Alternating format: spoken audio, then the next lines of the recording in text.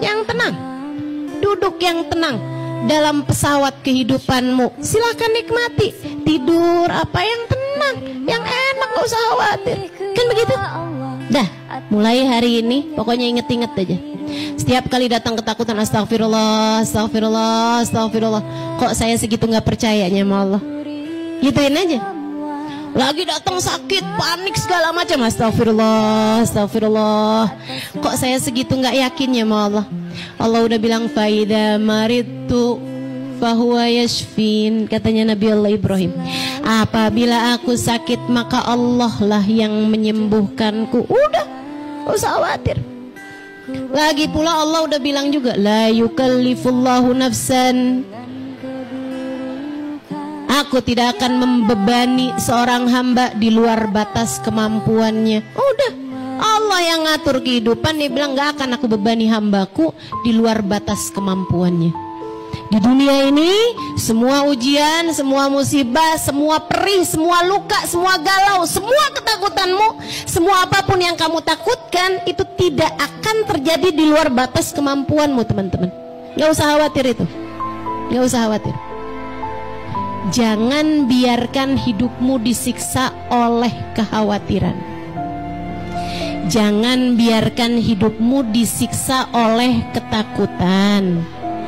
Jangan biarkan hari-harimu terpenjara dalam kegalauan. Jalanin hari-hari dengan penuh sukacita. Jalani hari-hari dengan penuh rasa syukur. Kan gitu ya? Makanya kalau saya ditanya, kenapa kita perlu bersyukur dalam kehidupan? Ya karena kita tahu bahwa kehidupan kita ini udah ada yang ngatur. Yang ngaturnya tahu yang terbaik.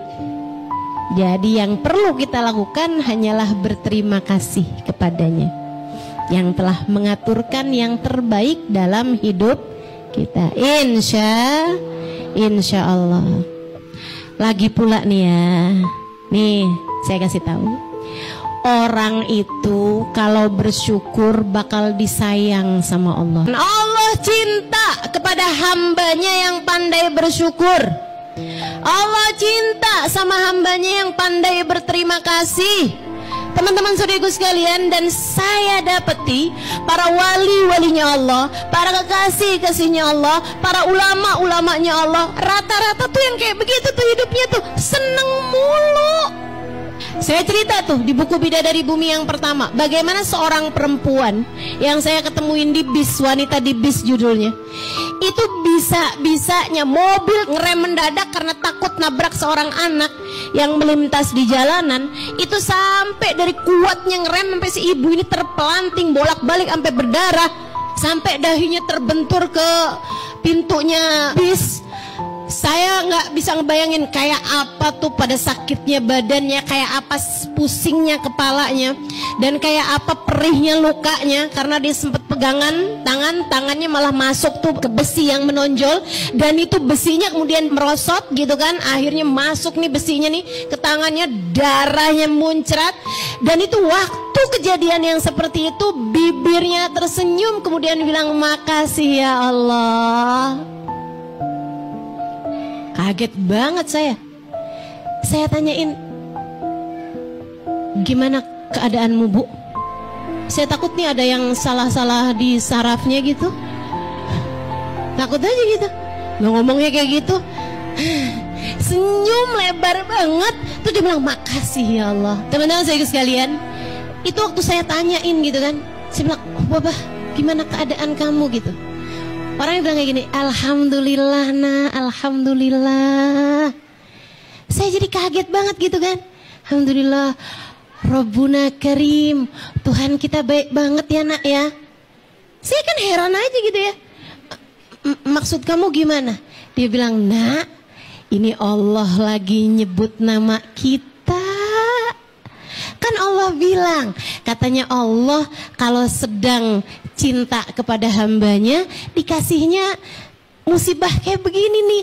Allah lagi cinta sama kita. Makasih ya Allah, makasih ya Allah. Saya, ya ampun,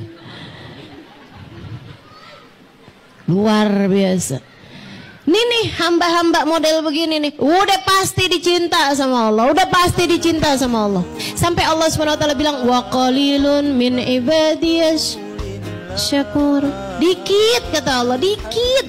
Hambaku yang pandai berterima kasih itu dikit banget. Kalau kita bisa jadi salah satunya, itu adalah sebuah tanda besar bahwa kamu adalah seorang yang pantas disayang, dicinta Allah Subhanahu. Jadi mulai sekarang, tiap kali kamu datang ngeluh-ngeluh apapun aja, coba tanya balik sama hati kamu. Coba tanya balik sama hati kamu. Tiap kali kamu ngerasa, nih kayaknya duit saya nih, dompet saya nih udah tipis banget ya. Ya ampun, kok hidup saya susah banget gitu. Balikin. Susah apa ya saya? Enggak kayaknya nggak susah kok.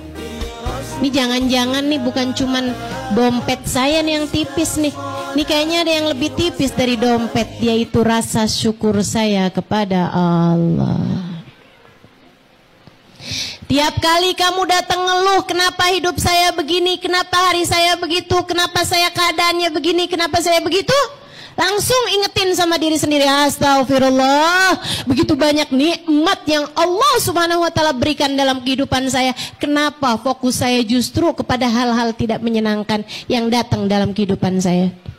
Bu, kalau bisa dipersenin tuh ya, dari 100 yang gak enak palingan 2 bu, 98-nya enak. Betul apa enggak? Nih kamu lagi sakit nih, apanya? Perut, oh kaki masih bagus aja, kepala masih bener, tangan masih bener, yang lain-lain masih bener. Yang benernya masih 98%. Dari yang gak enak, yang gak nyampe 2% sebenarnya. Kenapa kok fokus kamu kepada yang 2%? Kenapa nggak ke yang 98% yang banyak itu gitu? Allah bilang, fadhkuru ala Allah la'allakum tuflihun. Selalu ingat-ingatlah kenikmatan-kenikmatan dari Allah, maka kamu akan menjadi seseorang yang beruntung, seseorang yang berbahagia, seseorang yang damai hidupnya, karena yang kamu lihat fokusmu selalu kepada ala Allah, pemberian-pemberian Allah, kenikmatan-kenikmatan dari Allah, kesenangan-kesenangan dari Allah Subhanahu wa ta'ala, yang bahkan dalam yang gak senengnya itu juga tuh seneng sebenarnya.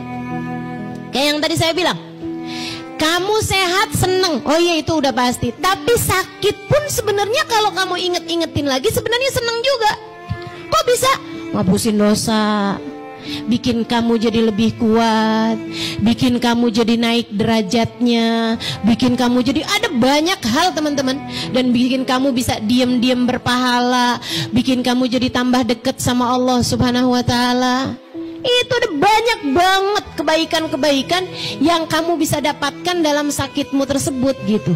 Makanya teman-teman saudaraku sekalian yang saya muliakan, bahkan sehat perlu disyukuri, sakit pun juga perlu disyukuri.